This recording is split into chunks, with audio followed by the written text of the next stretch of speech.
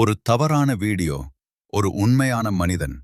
திண்டுக்கல் பேருந்து நிலையம் அருகே எப்போதும் போல தனது கடமையில் இருந்தார் அந்த காவலர். சாதாரண நாள், சாதாரண பசி. அருகில் இருந்த சாலையோர கடையில் சில இட்லி வாங்க நினைத்தார். அம்மா, ஒரு இட்லி பார்சல் என்று கேட்டார்.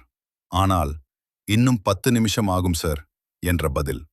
அவர் சிரித்தபடி, பரவாயில்ல, நான் ரோந்து போயிட்டு வந்து வாங்கிக்கிறேன் என்று கூறி பணம் கொடுத்து அங்கிருந்து சென்றார்.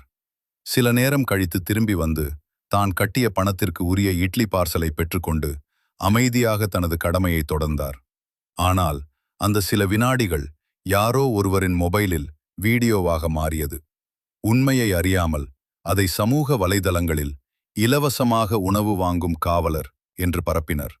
ஒரு மனிதனின் நேர்மை, ஒரு காவலரின் கண்ணியம் சில வினாடிகளில் கேள்விக்குறியாகியது. ஆனால் உண்மை எப்போதும் வெல்லும். கடை உரிமையாளர் வெளிப்படையாக கூறினார். அவர் பணம் கொடுத்துதான் வாங்கினார். போலீஸ் விசாரணையும் அதை உறுதி செய்தது. என் பேர் ஜெயாங் சார். நான் கலெக்டர் வீட்டுக்கு ஏற்ற மாதிரி புது காம்ப்ளெக்ஸ் கிட்ட கடை வச்சுருக்கேங்க சார், தள்ளுவண்டி கடை. அங்கே என்னன்னு கேட்டிங்கன்னா, சுரேஷ் சார் இட்லி கேட்டாங்க. வெந்துகிட்டு இருக்குங்க சார், தரேன்னு சொல்லியிருந்தேங்க. கொஞ்சம் லேட் ஆகும்னு சொல்ல விட்டு நான் உள்ளே ரவுண்ட்ஸ் போயிட்டு வரேம்மா, எனக்கு 4 இட்லி கட்டி வைமான்னு சொல்லி காசு கொடுத்துட்டு போனாங்க. அவங்க வந்ததே எடுத்து தரதுக்கோசரம் நான் இட்லி எடுத்து கட்டி வச்சுருந்தாங்க. அவங்க கேட்டாங்க, நான் காசுக்கு வாங்கிட்டு கொடுத்து விட்டேங்க சார். நான் அதை வேணும்னே யாரோ தப்பாக போடணும்னு சொல்லி போட்டு விட்ருக்காங்க. இன்று அந்த வீடியோ ஒரு பாடம். பார்த்ததையெல்லாம் நம்பாதீர்கள். உண்மை தெரிந்த பிறகே பகிருங்கள்.